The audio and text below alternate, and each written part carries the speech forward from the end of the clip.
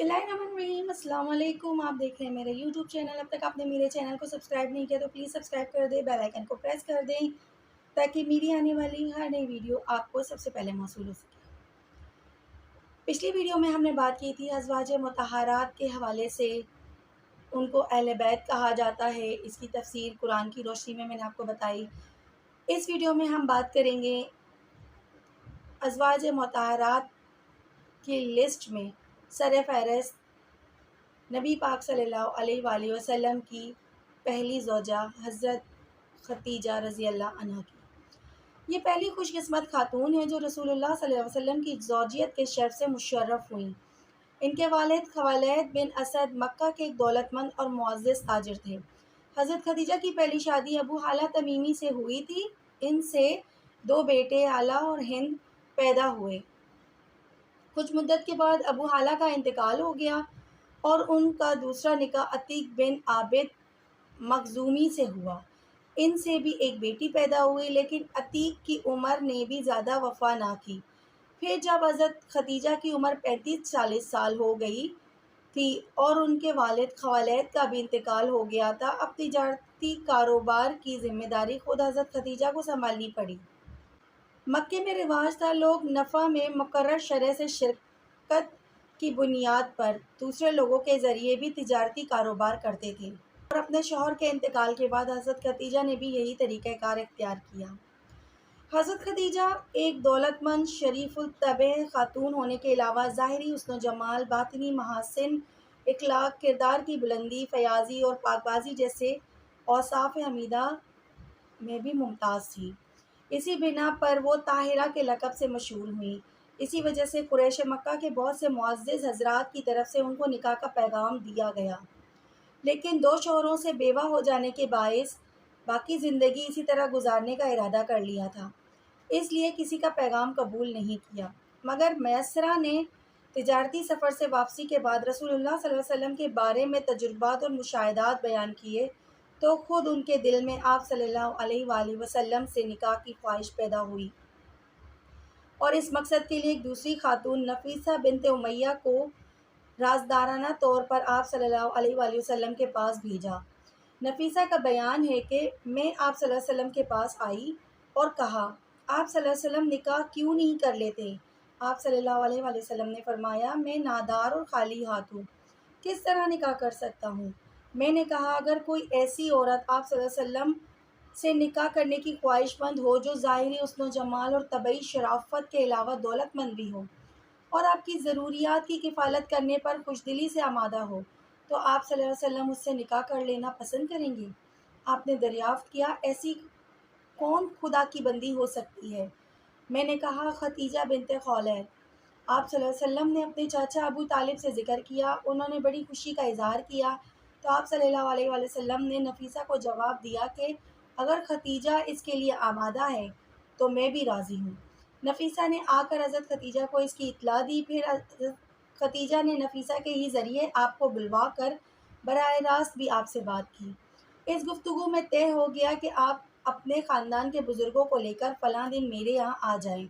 चुनांचे आप सल्लल्लाहु अलैहि वसल्लम अपने चाचा अबू तालिब और दूसरे ख़ानदानी बुज़ुर्गों को लेकर, जिनमें हज़रत हमज़ा भी शामिल थे, ख़दीजा के घर पहुँच गए। उन्होंने भी अपने चचा उम्र इब्न असद को बुलवाया और कुरैश के उस दौर के रिवाज के मुताबिक इन्हीं की बल्दियत में निकाह हुआ।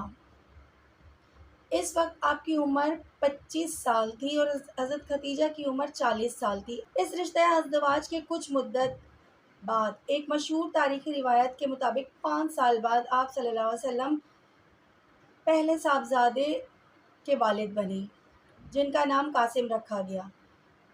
इन्हीं के नाम पर रसूलुल्लाह सल्लल्लाहु अलैहि वसल्लम ने अपनी कुनियत अबुल कासिम रखी। इनका सग़र सनी में ही इंतकाल हो गया था। इनके बाद आपकी सबसे बड़ी साहबज़ादी ज़ैनब पैदा हुई। इन दोनों की पैदाइश आगाज़ नबुव्वत से ही पहले हुई थी। इसके बाद एक साहबज़ादे पैदा हुए, उनका नाम अब्दुल्ला रखा गया। इनकी पैदाइश दौर नबुव्वत में हुई, इसलिए इनको तैयब और ताहिर के लक़ब से याद किया जाता है। इनका इंतकाल भी सग़र सिनी में ही हो गया था, यानी कि बचपन में ही हो गया था। फिर उनके बाद मुसलसल 3 साहबज़ादियाँ पैदा हुईं, जिनके नाम रुक़ैया, उम्मे कुलसूम और फ़ातिमा रखे गए। پھر جب نکاح کے 15 سال بعد اللہ تعالیٰ نے رسول اللہ صلی اللہ علیہ وسلم کو شرف نبوت سے سرفراز فرمایا اور آپ صلی اللہ علیہ وسلم پر وہ شدید غیر معمولی حالات آئے، تو اس وقت آپ صلی اللہ علیہ وسلم کو جس طرح کی دانش مندانہ و ہمدردانہ تسلی کی ضرورت تھی، وہ اللہ تعالیٰ کی خاص توفیق سے حضرت خدیجہ ہی سے ملی تھی۔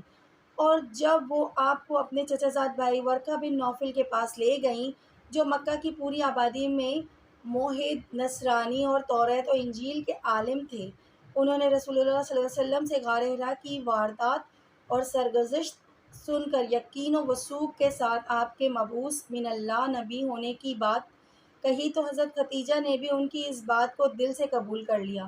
بلکہ یہ کہنا صحیح ہوگا کہ رسول اللہ صلی اللہ علیہ وسلم کے حالات وہ اوصاف کے 15 سالہ تجربے کی بنا پر پہلے ہی ان کا دل آپ صلی اللہ علیہ وسلم کی ہر بات کی تصدیق کے لیے تیار ہو چکا تھا۔ اس لحاظ سے کہا جا سکتا ہے کہ پوری امت میں وہ سب سے پہلے رسول اللہ صلی اللہ علیہ وسلم کے نبی ہونے کی تصدیق کرنے والی تھی۔ پھر جب آپ صلی اللہ علیہ وسلم نے بحکم خداوندی توحید اور دین حق کی دعوت کا کام شروع کیا تو پوری قوم آپ کی دشمن ہو گئی، ہر ممکن طریقے سے آپ کو ستانا شروع کر دیا۔ ان بدنصیبوں کا محبوب ترین مشغلہ یہ تھا کہ وہ آپ پر ظلم اور ستم کرتے رہتے تھے۔ اس دور میں بھی حضرت خدیجہ نہ صرف آپ کی غمخوار و غمگسار بلکہ پوری طرح شریک حال رہیں، یہاں تک کہ جب ان ظالموں نے مکے کی قریبی پوری آبادی کو اپنے ساتھ لے کر آپ کا اور آپ کے خاندان بنو ہاشم کے ان تمام لوگوں کا بھی جنہوں نے آپ کی دعوت پر اسلام قبول کیا تھا لیکن نسبی اور قرابتی تعلق کی وجہ سے آپ کی کسی درجے میں حمایت کرتے تھے، بائیکاٹ کرنے کا فیصلہ کیا اور آپ کے قریبی رشتہ داروں کو شعب ابی طالب میں محصور کر دیا اور ایسی ناکہ بندی کی کہ کھانے پینے کی ضروریات بھی ان کو نہ پہنچ سکیں، یہاں تک کہ ان لوگوں کو بھی کبھی کبھی درختوں کے پتے کھا کر گزارا کرنا پڑا۔ اس حال میں بھی حضرت خدیجہ شعب بن ابی طالب میں آپ کے ساتھ رہیں، حالانکہ ان کے لیے بالکل ممکن نہ تھا کہ وہ ان دنوں اپنے گھر میں رہتیں۔ حضرت خدیجہ کے سلسلے میں یہ بات قابل ذکر ہے کہ وہ پورے 50 سال تک آپ کی رفیق حیات کی حیثیت سے آپ کے ساتھ رہیں اور اس پورے دور میں آپ نے کوئی دوسرا نکاح نہیں کیا۔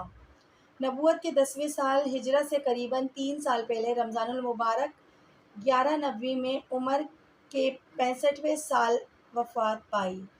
اس وقت تک نہ تو نماز پنجگانہ فرض ہوئی تھی اور نہ نماز جنازہ کا حکم ہوا تھا، اس لیے ان کی نماز جنازہ نہیں پڑھی گئی۔ رسول اللہ صلی اللہ علیہ وسلم نے خود ان کو اپنے مبارک ہاتھوں سے قبر میں اتارا اور رحمت خداوندی کے سپرد کر دیا۔ مزید تفصیل آپ کو اگلی ویڈیو میں بتاؤں گی، ان کے مزید فضائل کیا ہیں، احادیث کی روشنی میں اس پر بات کریں گے۔ اپنی خاص دعاؤں میں مجھے بھی یاد رکھیے گا۔ اللہ حافظ۔